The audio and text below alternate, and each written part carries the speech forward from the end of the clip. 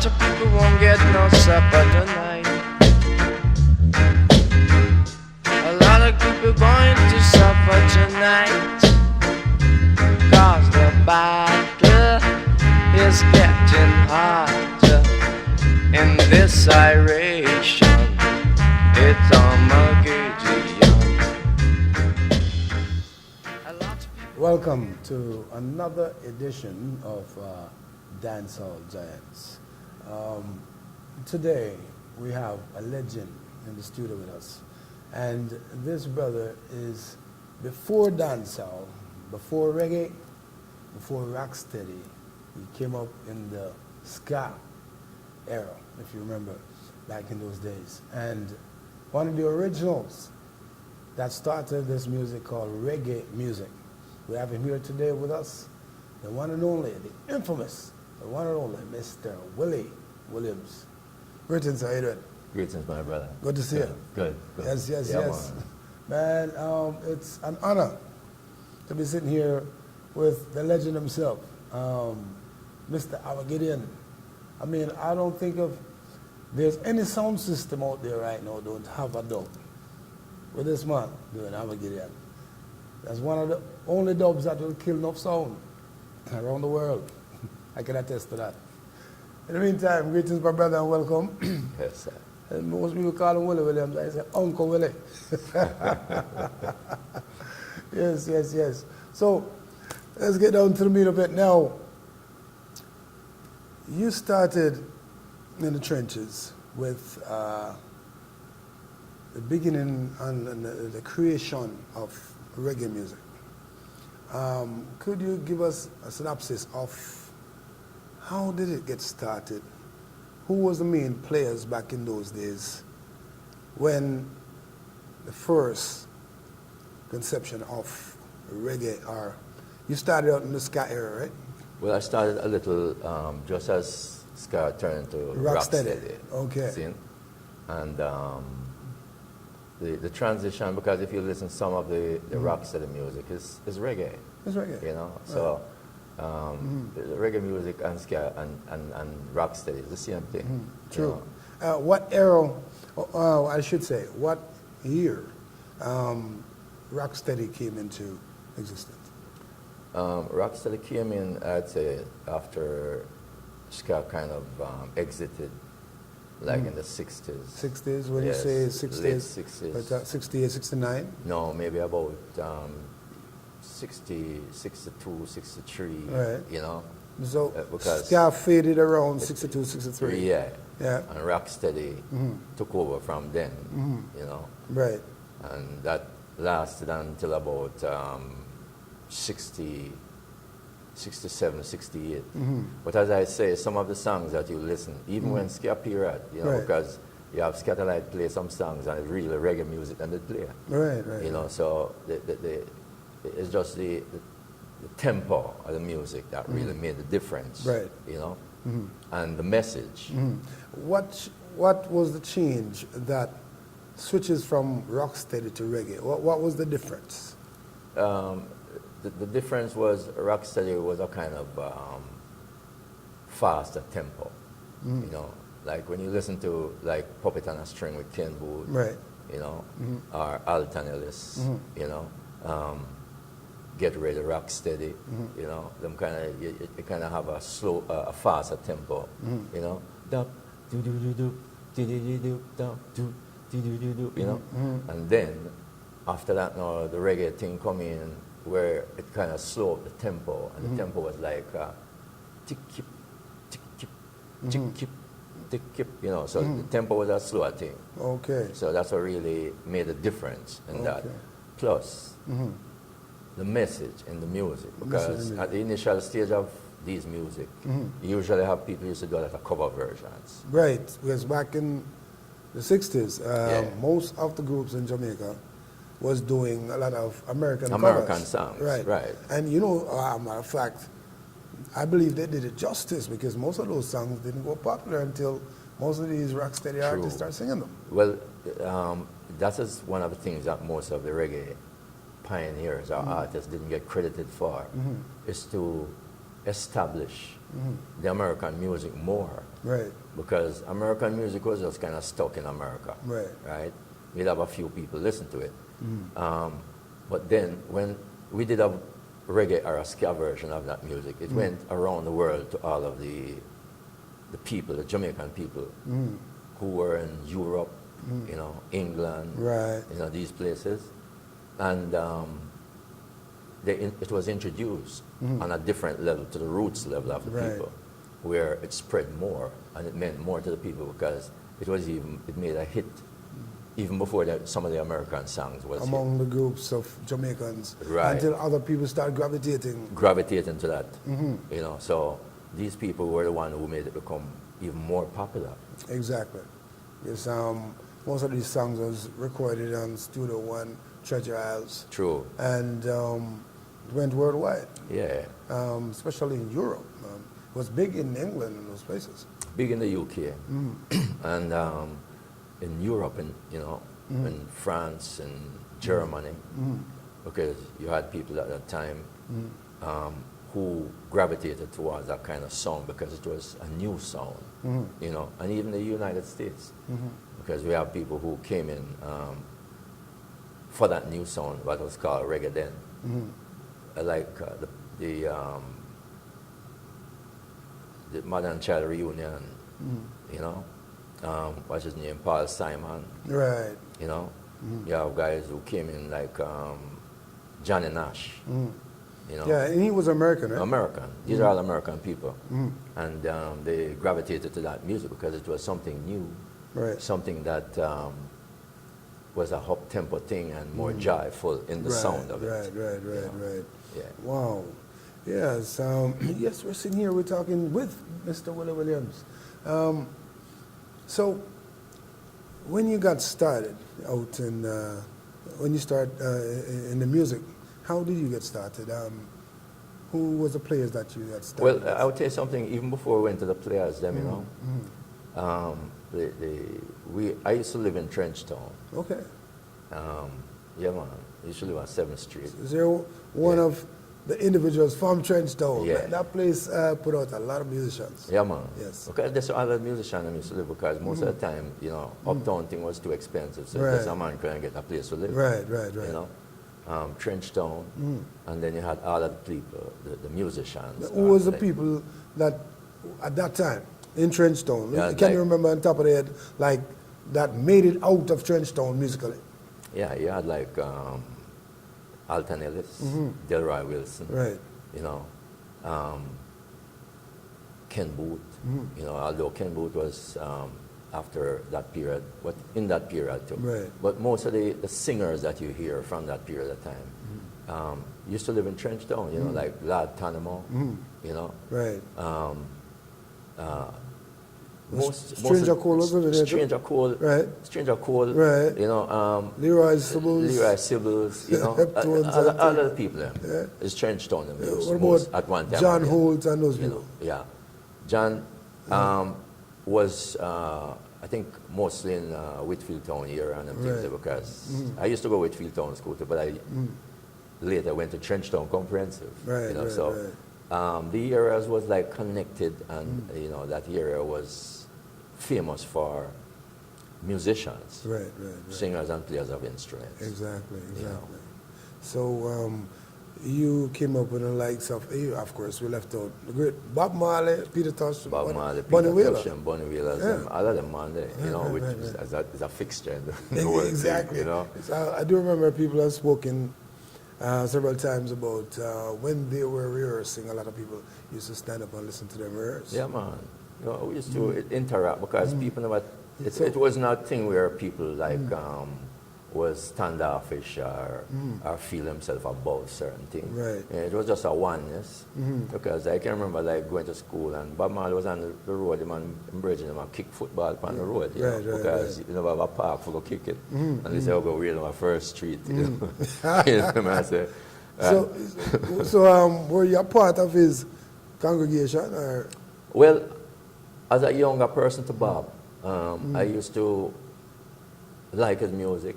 Wheelers. I used to like Wheelers music because it's one of the things I must say. I don't like how people just start say is is Bob Marley and the Wailers, because I started out as the Wailers. As the They come like a Wailers. disrespect, you know. Right, How I right. look at it is the Wailers featuring Bob Marley. That's how the thing started out. Right, right, Because he right. was the lead singer. Right. The rest of the man, they was part of it, you know. So, them people that was in the place, normal fixture, but these were the stars of the day, you know. And these people had the hit songs, you know, the Heptones, Delroy Wilson, Ken Booth, Bob Andy, you know. Bob Andy. Yeah, all the Monday, you know. And all of this started out with either Coxsone or Duke Reed, Right. you know, as a studio. But for rehearsal and those things now, in Right. Trenchtown, you'd have like every night people, you know, people would have them guitar and things and, you know, strum up the thing, and it was joyful, So much. you know. I just Hear- imagine. And me as a little youth now, pass and hear them things, it's like, why, it just in my skin, I want to do that too, Right. you know. So that's how you basically fell in love with what was going on. Yeah, and it so happened that after leaving Whitfield Town School, it was a primary school, I started going to Trenchtown Comprehensive. Right. You know, and during Whitfield Town time and Trenchtown time, I used to live on 7th Street. But going to Trenchtown Comprehensive High School now, I used to have some classmates. And one of the classmates was Slide Down Bar. Yeah, and how we Great. start off this thing, we love this thing so much that we want to imitate all of them people here. So what we do, we would be in the class and we use a desk. Sly was a drummer, original from them time. You know, so he would go on the desk and he was a drummer man with him hand and farm and the thing, you know. Right, right. And Did he get any form of training at that time? Or? no. We just hear what's happening because on the street was a jukebox. Sometimes Right. when the jukebox I play, we don't listen to teacher. True. You know, go through 1 year and come through next year. Because we listen to what go on for Right. you know, the thing, you know, Right, the right. latest tune. And we get a break because some of the time, whether it's lunchtime or whether it's a free period, we would start playing on the locker, you know, the desk,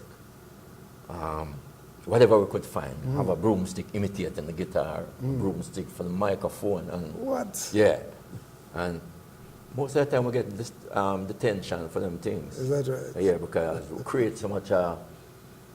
People would crowd around the classroom just to hear us. Wow. You know, Okay. imitating the thing with our mouth. You know, the instruments. Instruments. Wow. So you guys were creative at that time. You did not know that you guys was creating a dynasty.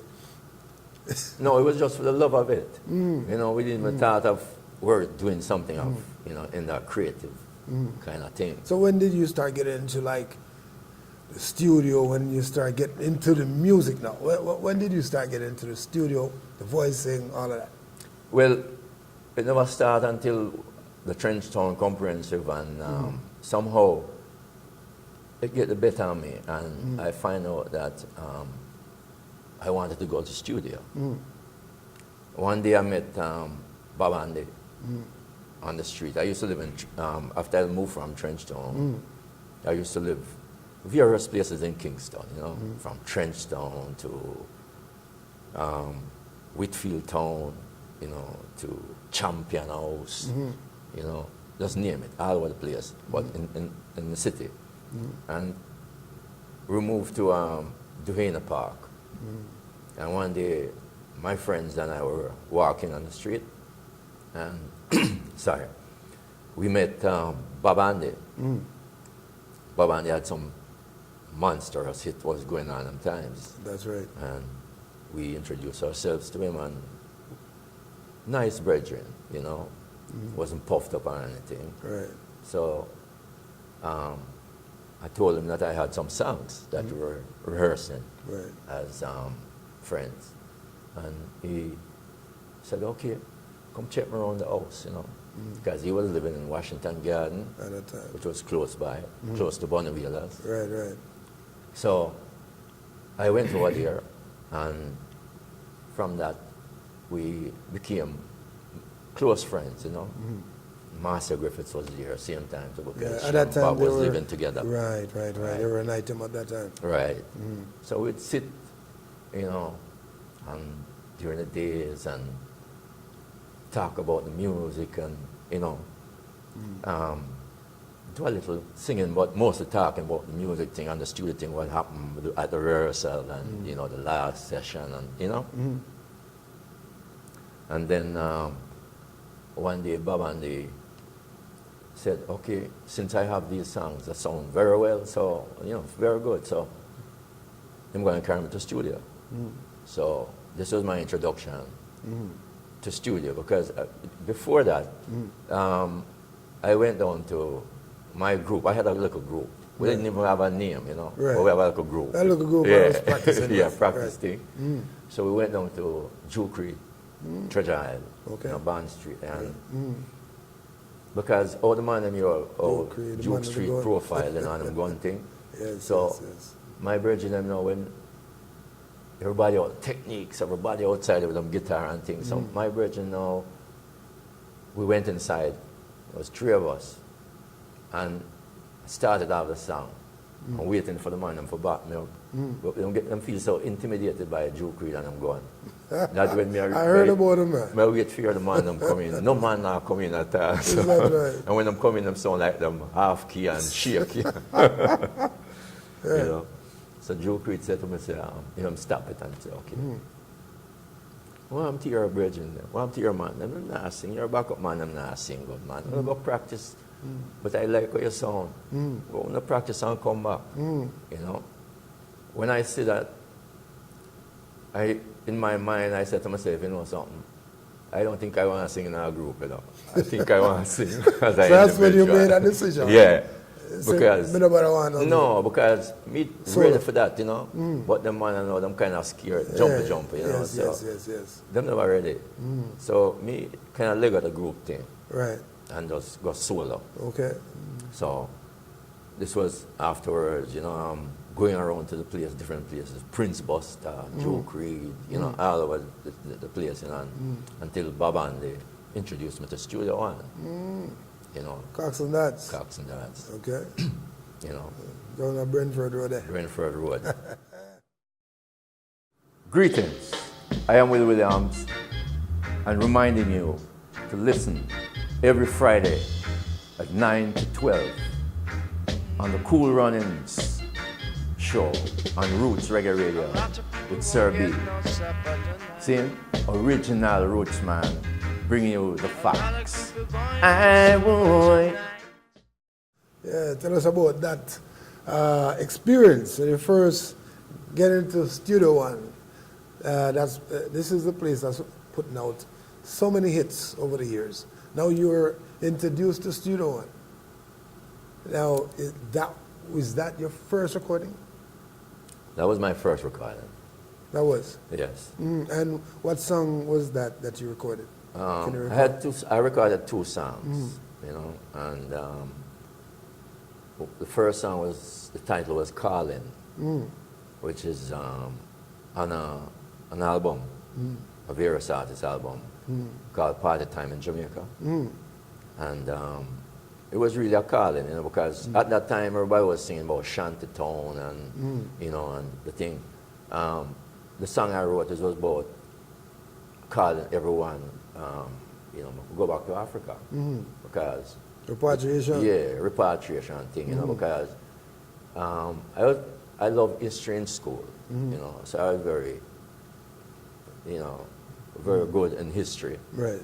You know, because more time, because this is that story with the disposition, no. My teacher, the history teacher, was a man who wear glasses, and the glasses are thick. You know, so when you look at them high, them look kind of funny, you know. Yeah. So them used to jive him, you know. So, and this is strength stone, you know. So more time when we in history class, everybody's just doing them one thing. But me was listening to what he was saying, you know, and I love to go into the book and check out what I'm saying, you know.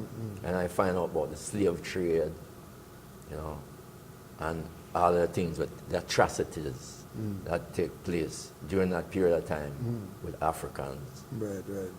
And to me, I wanted to write a song, you know, to address that. And the first song I wrote was Calling. Okay, and how did that do on the charts on the radio station? Well, at that time, nobody wasn't playing them kind of music on the radio station. Nobody now go play them back to Africa because they were kind of bourgeoisie kind of people now. Yeah, back in those Uptown days, people of in course. them time, you know. They don't want to control. There's more colonialism going in time because even at the bank, you wouldn't find much black people are working. There's some high class. Right. I do remember that. Yeah, some color things that go on. Yeah, you have to have a light skin Yeah. in order to work on the front Right. desk. You see me? We're coming far away. Far away. Coming far away, yes. So, I'm still working at it. my thing about it is,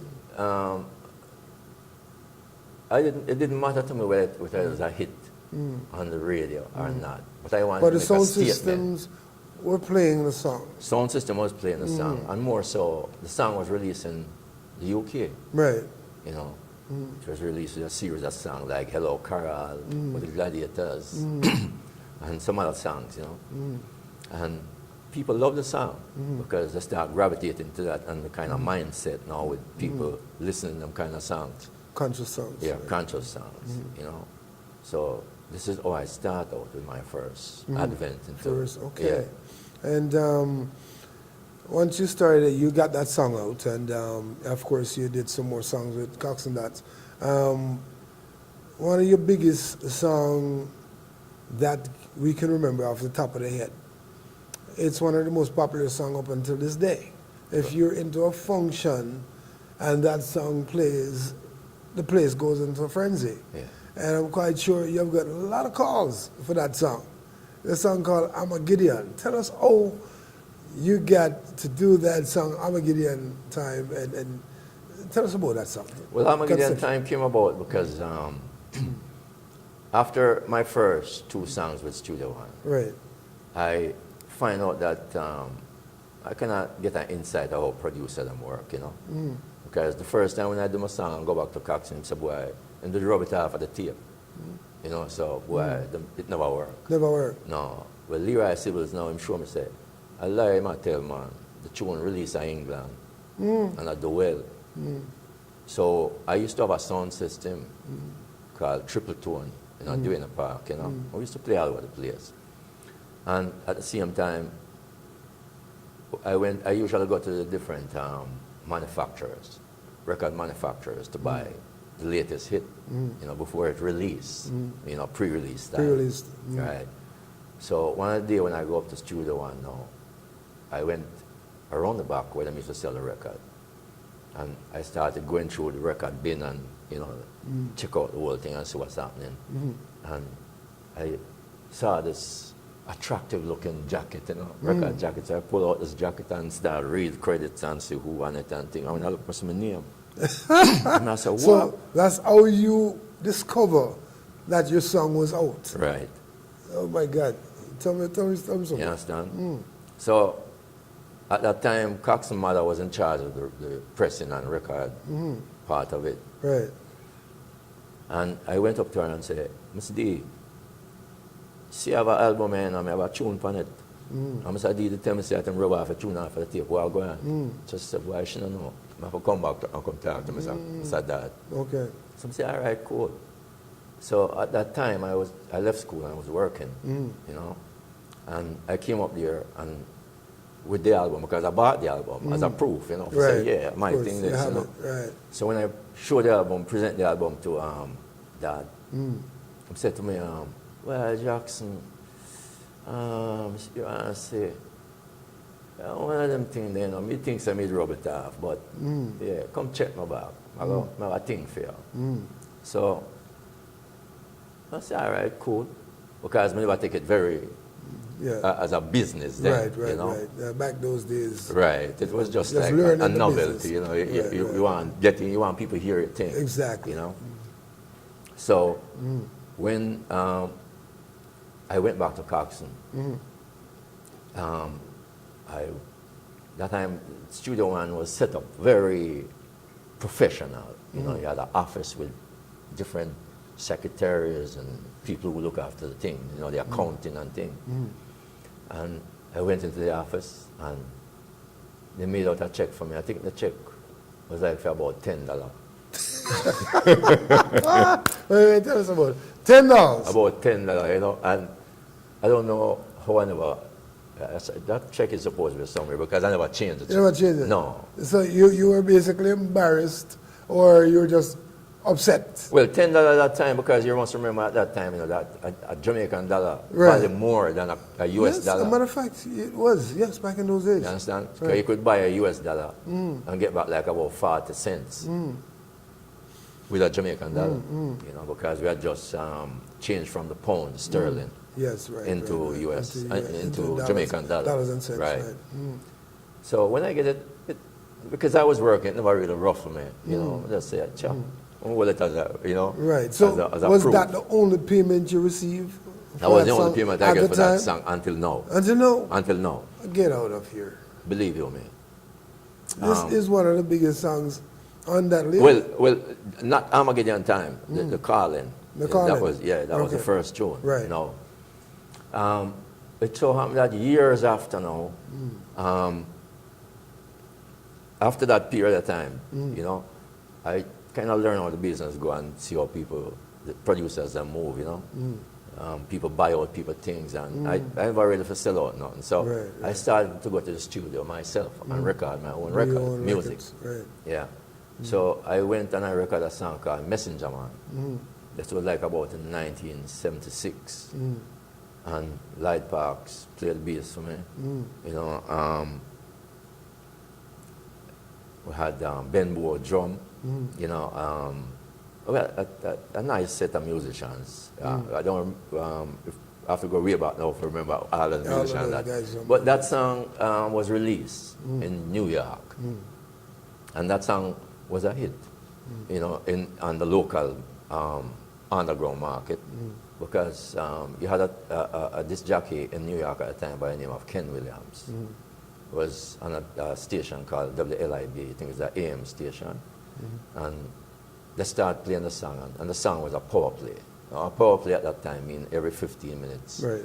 the song play for the day, Right. and it played for about a month like that, you know, straight. And at them times, you never have to pay no PO or pay nobody for playing a tune. You just give them a tune and the tune good. You know, the people tune good. request it and them play it. you Right, know? right. Yeah. So by this time, Coxon was in New York City, and he heard the song. And at that time, Studio One was,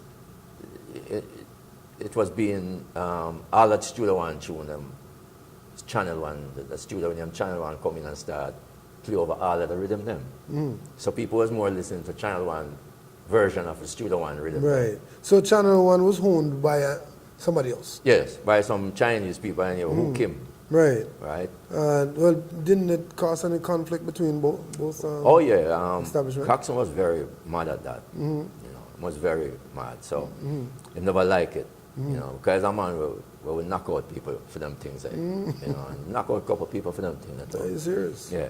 So the thing about it is that one day we sat down and we was talking. You know, I said, "Boy, I like your tune you play on the radio and thing, you know."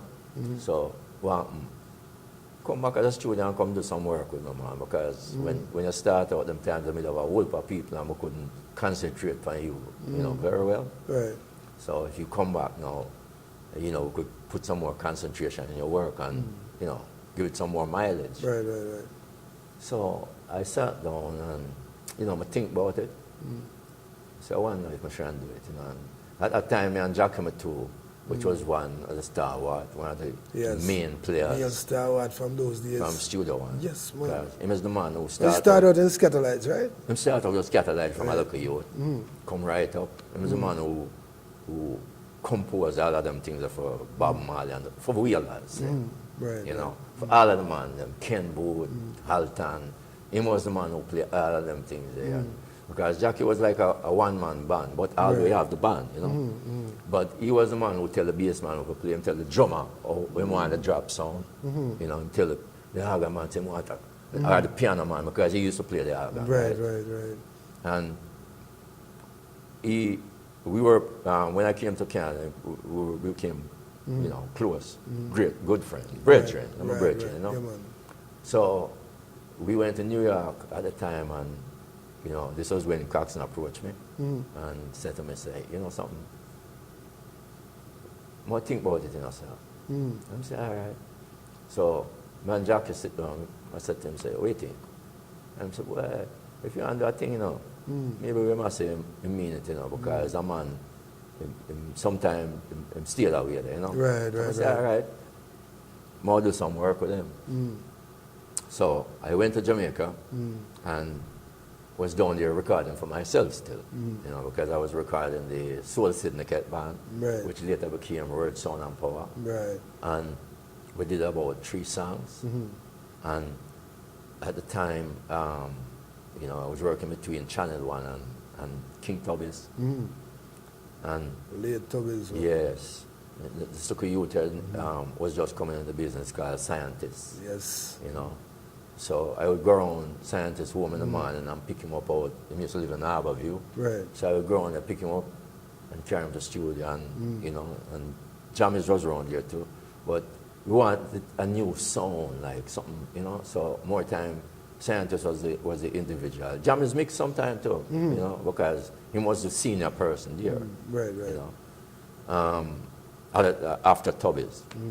So anyhow, Scientists, we did these songs, and Coxon was still in New York, and he came down to Jamaica.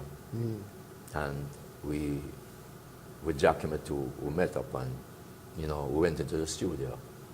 And we started, we embarked on, you know, the journey of making an album, which later became Armageddon Time. But the thing about it is that we did all of the songs for the album. Armageddon Time was the last song we did. That was a filler. Right. Normally is that. Normally that is a song that hits. You see? A filler. Yeah. Okay. So I heard the song, I heard the rhythm, and I used to play the rhythm on my sound system back in the early 70s, you know, late 60s, early 70s. And I hear the rhythm again, and I say, you know something, I don't like to work with this rhythm now. I could take this rhythm out. And by that time now, Junior Mervyn was recording for Joe Gibbs. Right, right. You know, and they did over the rhythm, because all of the producers, most of the producers in Jamaica that came up in that period of time did over all the Studio One All the Studio One. So most of the producers is not really producer the only thing that produce was the money, because it's the other man them tune them take and lick and make it over. You know, and that's still going on until today. Until today is happening. You understand? So when a man say I'm a producer, I have to mind him, I say I'm not really a producer, I'm just for produce the money. Executive. Yeah. Executive producer. Well, it's not even executive, because sometimes the musician never get money. So, you know, I'm just finding the studio fee. And the business. Yeah, you know. Yeah, man. So Junior Mervyn did a It was Cool Out Son. Cool Out Son. Yeah. And we heard a climbing, and Coxon said, Jackson, you know, say, if we lick that rhythm there again, if we do it, you know, you want to do that rhythm there, you know. I'm going to say, all right. And he gave me the rhythm, and I went home and started sussing out the rhythm, because I like sitting and, you know, take vibe rhythm. it. Yeah, you know, vibes it. And, you know, the vibes come to me for right about that time you had the famine that was going on in Ethiopia. In Ethiopia. Yeah. And I work for a series of world things that go on, you know. So I said to myself, you know something, I want to write something to do with world affairs, you know, because subject matter is what I always, you know, going to school go back a little, going to school in Whitfield Town, I had a teacher by the name of Mr. Hope. And that man really gave me a whip of hope, and give people a whip of hope, because one of the things he teach me was to write poetry, you know. So the poetry was, I applied that technique to writing songs, Right, right. you know, because the basic, the foundation of that is who, what, where, why, when, you know. Right. So you answer all those questions. So you're going to start with a subject matter, and then what about the subject matter? Or, you know, because the subject matter is who, what about the person, or what about the thing, Exactly. you know?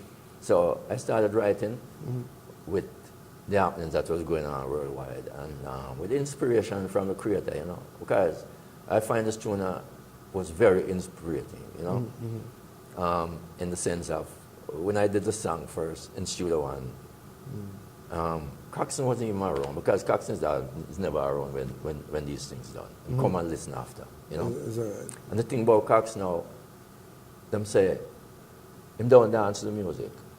So you don't know if the tune good or not. What you have to do, him wear slippers all the while. So you have to watch him big tour. If you see him big tour move, you know him like the tune. You see? Yeah. So when we finished the tune, and the local youth was the engineer, was the name of Cousins, you know, because Sylvan Morris and Sid Buckner had gone, you know, and this local youth was running the thing again, you know. I seen Big Toast down over and I said, wow, I'm like a tune now. All right. So, but anyhow, I didn't like how this tune sound the first cut. So I went back to the studio and said, I want to do it over. And I did a second cut. And the second cut we did, and mixed the song, and from the song came out, it just knocked off Junior Mervyn one off the chart, bam. And just established itself. And from that time, that was a monster. It's a monster. Yeah, it Wow. never stopped. You probably get a lot of requests for that song from the sound system owners. How much people would you say, I mean, worldwide, sound system that you have done that song from? Well, I think I lose a count, you know. Approximately. Thousands, because, yeah, man, because you see, I can remember one day I went to, I was on a tour in France, and the hotel that I was staying, you know. Stick up in. We'll come back to that. We're sitting with Willi Williams, the legend, the brother that started, one of the brothers that started back in those days, from reggae, from rocksteady to reggae, and right now we're still doing this thing worldwide. We'll be right back after these messages. Hi, my name is SirB.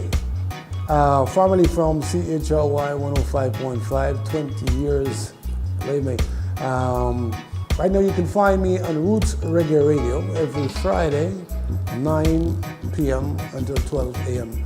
every Friday. That is Roots Reggae Radio.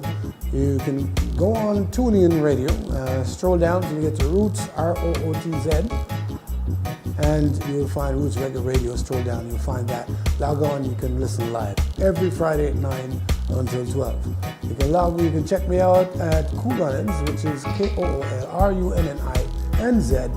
You can check me out there. That's my email. Send me your emails.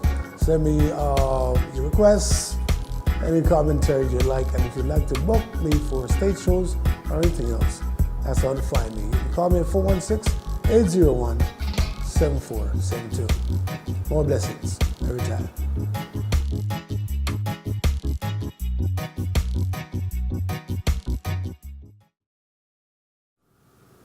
And we're back with the great Willi Williams inside the studio with us, and Dancehall Giant. Yes, this episode is monstrous. Right now, we're going to be talking about his travels, places that he has been over the years, where this great music called reggae has took him throughout this great world. So you were saying, before we went to break, when you went to France, continue that story. Yeah, one of my tours in France, because I go to Europe on a regular basis, you know. The people over there gravitate to my kind of music more than anywhere else. North America, etc. Yeah, right. Yeah, because they kind of gravitate to the foundation. Yeah, they're into art more. Over here is more commerce. Commerce, So I okay. find out some people deal with more commercial thing over here. We need more artistic in the sense of, you know, bringing the realistic part of the business, you know, in the music. People gravitate to that more. So I can remember one of my tours in France, I think it was... This is one of your tours, like, how many times have you been to France? Well, I think I've been... Numerous times. Numerous times. I Right. kind of lose track of how much Okay. time. But I try, you know, I tour Europe, like I toured France, Germany, Italy, you know, Belgium, Holland, you know, Switzerland. I go all over Europe, you know. All over Europe. Yeah. What about Mama Africa? Yeah. Well, Mama Africa, we don't seal up Mama Africa yet because the thing about it is that I look on Africa as home, you know, so when I'm ready, I just home. You know what I say? home. Yeah, so but we are one of them people are out the force, I make them know the terrible thing when I'm do to I and I foreparents, True. an ancestor. True. I have to make them know the truth, you know, say I just judgment. Right. And it's just a Gideon a go on. Well, just imagine the reception that you would have received when you venture in Africa. Well, I've been invited there on several occasions, you know, but I just didn't take up the offer yet. Yet. You know, because when we go in place, I don't want to go like as a tour, I go up and like as a tourist, you know, because I don't know, say, all things said. Of course. You know. But being in France, I can recall, as we were saying, like one evening, I was staying at my hotel, and so some of my brethren them over there, you know, call me up and say, Willi, you know, some man wants some dub plate and thing. I'm not telling him, say, my youth, can I stop the dub plate thing, you know, man? Because you have some local people, we don't like deal with more time. You know what I say? Although I love people, but I like deal with the business aspect of it, or them deal with it, you know? But anyhow, I'm convinced me, I say, all right, go on, you know, I don't like the con thing either. So I'm just say, okay. So anyhow, I'm sure I'm going to come pick you up at 6 o'clock in the evening. And we'll go up to the studio. So they picked me up and it was close by. And so I said, all right, let's walk, and the weather was good, you know, and I wanted to see the place more. So on my way up to the studio, I saw a huge crowd of people up the road. So I said, right, look, we have to go a different place because, or take a different road because all them people up the road just look like, say, a fighter or something going on up there, something going on. And the man looked at me and said, nah, man, are you them up there wait for me now? I don't play them, man, no one. Are you crowd of people? So wow. So, you know, I went up there, when I went up there, it was like a stage show. For real? Yeah, it was like a concert, man. Wow. I went into the studio, and I started, man. And when I started, I reached like about 100 dub. 100? Yeah, I tell the man, I say, watch out. I that tight for the night, you know, no more, you know. And people just keep phoning from all over, from Spain, from all over Europe. These youth just on the computer and say, man, guess who is in the studio? Bam, bam, bam, and, you know. So you went back the following day, or what did you do? Well, we did some more of the following day, but this was what happened that night. Wow. You know, and it was unbelievable because I didn't realize. It's unbelievable. How many singers can say that they're in the studio and done over 100 dub one time? Yeah, man. It's crazy, you know. Wow. That's unbelievable. Really unbelievable, you know, with these people. But anyhow, the youth them over there, them love the song and the music, not just Armageddon Time, because, you know, Armageddon Time is an album.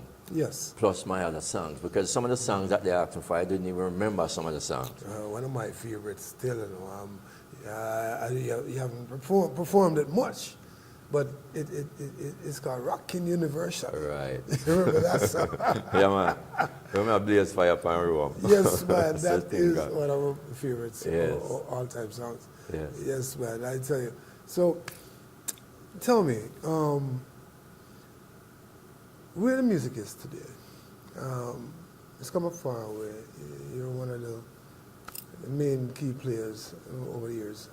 And to see what is developed too today and the direction that it has taken, we have many different genres from roots rock, reggae, lovers rock, etc. And they still carry that banner called reggae music on it. There's so many different people doing it now from all over the world. I mean, as you can see, you know, there's a lot of different people from different parts of the world is doing reggae music. You know, Africa has gravitated to it now, and Europe, etc., and so forth. There's so much people doing it. But where it's at today, are you comfortable with knowing the fact that one of the trees that you have planted over the years, it has come to this, and our own people in Jamaica. Tell us about how you feel about it. Well, how I feel about the whole music system in the world is that the originators of the music, the people who originated, they still get a raw deal. Because even until today, the media refuse to play our music in mainstream media. And I think looking even here in Canada, we'll find out that people imitate the reggae thing, and they want to change it, the name of it, so as to not to reflect that it's a reggae thing. Exactly. But the beat say it. I have a You know, problem you with can't that. hide I it, do have a problem you with that know. because how can you try and change something that you did not create? Well, it's so, you have some people who, I don't hide words when I talk. You have some people who just thief. Straight. Yeah, straight up. You know, like when them come and thief away ancestor them, and then them make it look like saying nothing they go on. Exactly. But if a man should do that today, then we can call him a terrorist. But so those people were the first set of terrorists, right? And you have some people who are going who steal our possessions, like our music and all of these things, and try to change it and to make it become of a commercial entity that they make billions of. And the people who started it are even their offspring or whoever still alive. They don't get anything out of it, you know, and they try to change the whole thing. And at the same time, to add insult to injury, is that they refuse to play our music and the media. And they would play these people music on the media and make it like it's a big thing. That is what I keep observing. Somebody will come and they'll do a song, a reggae song, and the originator is not getting played, but the other people is getting played. I don't understand. It's a thing, and it's a thing set up until, you know, where it's injustice, you know, and people just settle for it. People are not doing anything. Well, You know you have some people who are in it, who came as bandwagonists, and the only thing they think about is their pocketbook. You know, they think about the profit that they can make of it, right? Exactly. When we do music, we don't just do it for, the first thing we think of is a posterity of the music, for the future generation, you know, for who own them things, and for make it known that all of these people who come around and become like bandwagonists or benefit from it and don't give no credence to anyone. None at all. You know? Totally ignored. Yeah. History is a thing. That's why I don't talk about history. I talk about I and I's story. Because history is his story. Right. And it's for them story, you know, them write it, you know. So we know I talk about full story, you know. And the thing about it is we have to make sure that we claim ownership to it. We have to. You know, because as we speak, I've been in the business like over 50 years. And have my name as Willi Williams. And right now you have a look at youth in France who jump on the name Willi Williams. And people, I get so many calls from people who think that's you. Yeah, they want to do things. They want to download things from off my website. They want to, and they end up on this guy's website. Are you serious? So it's causing a conflict. You know? Wow. So we have to. They have to do something about that. Right. You know. So you have people who just come in the business as bandwagonists and crooks. Basically. You know. And they've been doing that for years now. For years. There's a lot of people that imitate a lot of singers in Jamaica, and they're making a lot of money from doing it. Right. And even take away them name, because I see a lot of singers even before me who them try to do that, you know. That's right, that's right. But the thing about it is that we have legal system all over the world. So these system, some of them work. Wow. You know, so right now, we do it for the love. We don't do it for the likes. we don't do it for the likes. That's a love thing. Yeah, for real. Yes, one of the youngest individual right now in the music I've seen trying to take it to another level and to at least bring back some of the foundation music. This individual, Chronix, I want to say hats off to you, my brother. Yeah, my local brethren, Young man. man. Nice youth. Yes, Nice good youth, good youth, good youth. Yeah. And yeah, so he is one of the few I've seen it's taking it. There's a few of them. Jesse Royal, John Nine, and Right. a few of them that's coming up right Yeah, now. man, that's know doing them some look youth and them great work. look youth just take on Yes, thing and yes. you know and Another thing, I've seen some females just coming up in the business, some strong female. right. People like Akia, Mm-hmm. Sugar, formerly known as Brown Sugar. Right. And some strong females coming up in the business that we need to balance off the thing. True. You know, because it's a male-dominated thing. But the music that's coming out of Jamaica right now, how you feel about that type of music? From the reggae to the dancehall? Because right now I'm listening to some stuff that's coming out of Jamaica, and it don't sound like reggae. Tell me how you feel about that. Well, you see, I think some of the younger people, they're trying to make something out of it. So they jump on what they call the hip-hop kind of thing and try to do that. And of course, hip-hop is an offspring of reggae. Right. You know, because it started by Jamaican people. Most definitely. You know, and the idea is a Jamaican idea.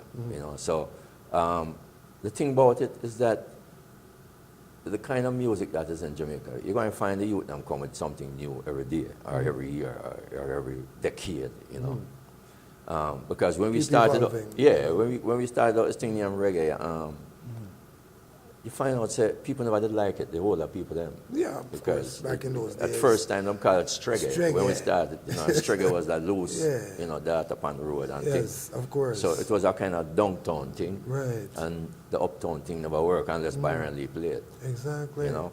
And the thing about it is no disrespect to all of these players, you know, because they play their part in it. Exactly, what they played a part. Right. So the thing about it, though, is that reggae music is reggae music, and we don't change it, you know.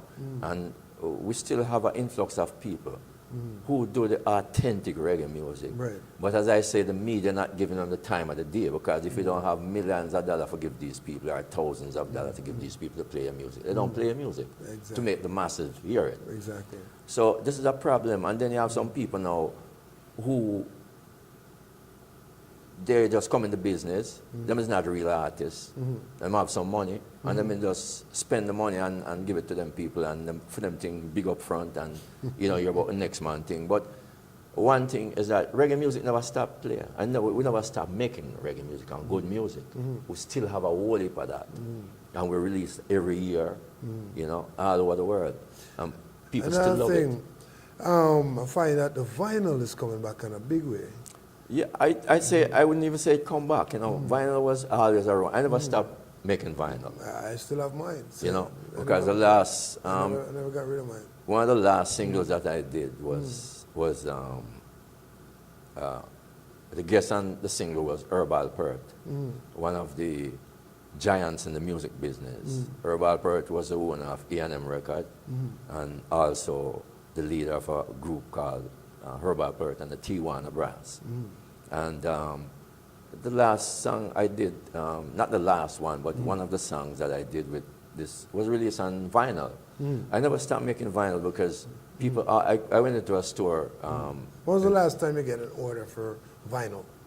Well, from time to time I get orders for vinyl, vinyl. because you have authentic collectors. Right, and these people is mostly in Europe, of course. Well, not necessarily, all over the world, you know. And this is the problem now, because even with this youth I'm not telling you about who drive a Coral name, you know. Right. This youth now, when people go on my side for order and stuff, it's for them film site them end up on. You have to do something about Yeah, them have to phone me and tell me, say, yo, how can I get the thing? So, but I still distribute because I have a mail order thing, and I have a website where people download music from. Right. You know, because it's just like I was giving someone the insight, you know, say, when the Rastaman that talk about I and IPA and Ainan and, you know, and Isla Lou and them things, that people used to laugh off time. True. Until a guy named Steve Jobs come up and just say iPhone. And all of the people who used to laugh off time start buy the iPhone for thousands of dollars and pay so much reverence to him, and still them laugh after the Rastaman. So, you see, I often say that. Yeah. I often say this nonsense. we have to value what we You have. have to value We don't it. value each other, That is true. and we don't value what we have. That is true. So you find out people just step in at any time and try to do this. But what I made sure from ever since, I own my stuff. Then, Right. You know, so if someone really wants to do some business, of course, I'm open. That's right. You know, but I'm not just go out and give them a thing. So No, of because I course know my value. That's right. And you see, if you don't value yourself, you don't know your value. That's so true. And that's what most of these young musicians needs to know. They have to value themselves and value what they're worth. Yeah, So that way they will not go and sell themselves. true. You don't sell yourself short. And when you value yourself, you value your brethren, you value your sister. There's respect, you know, and respect, because it's not a risky thing. You check for them and you live that way. So the whole thing is about valuing yourself and value each other, you know. So tell us, what's happening for Willi Williams right now? Where are you going right now? Where are you taking, what's the next destination Well, when it comes to reggae music? the next, we never stop the thing, you know, because right now as we speak, I have an album to release with some of the original players from Studio One. The band I call Soul Vendors. Right. / Sound Dimension, because Coxon was a man who just use one band and just have 5 different names for the band, you know, it depends on the occasion, you know. No. People need to know this. Yeah.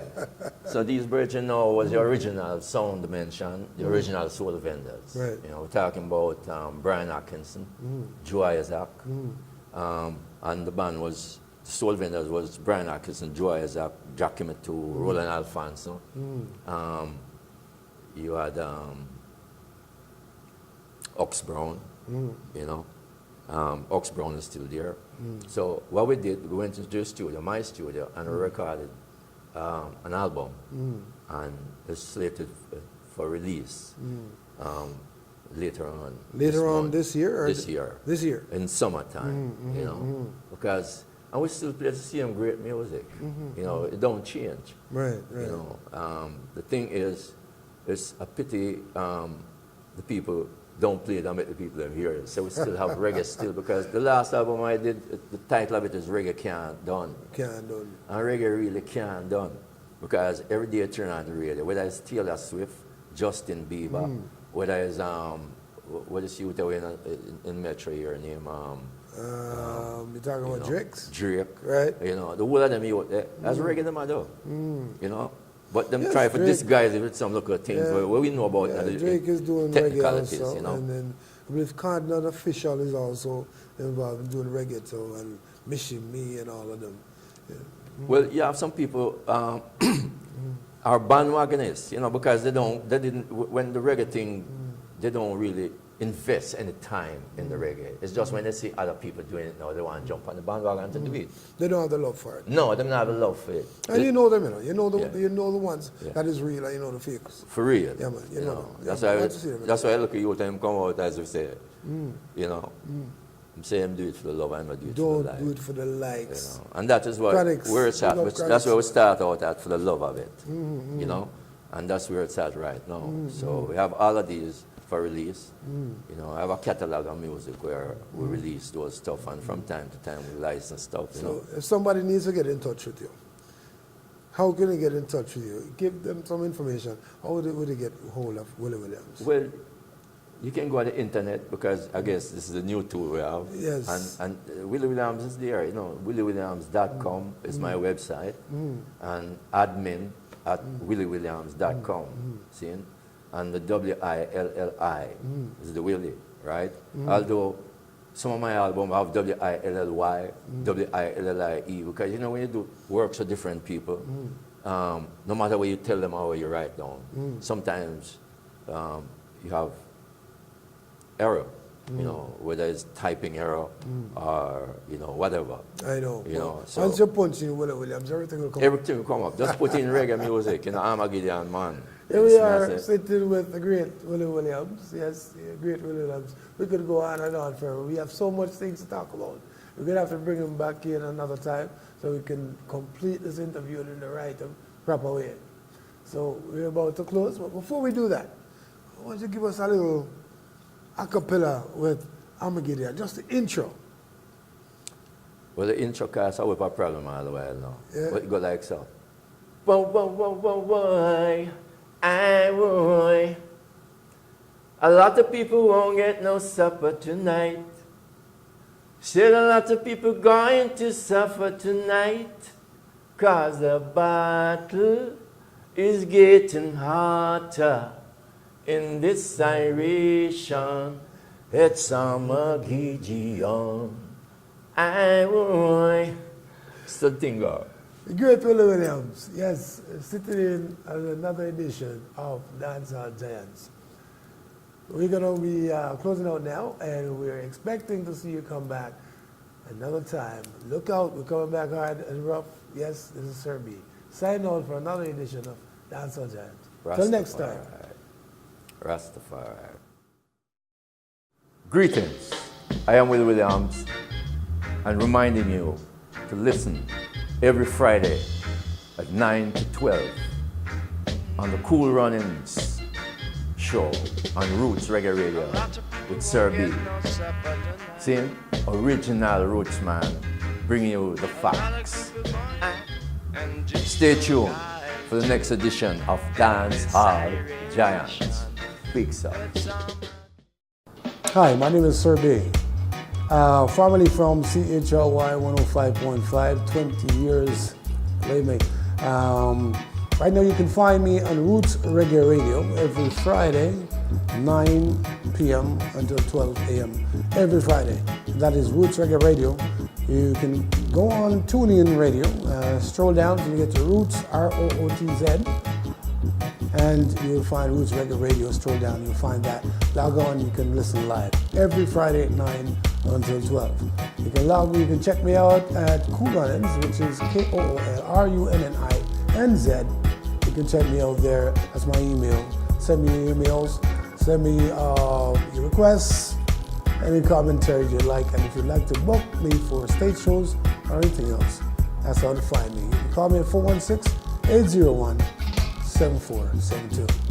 More blessings every time.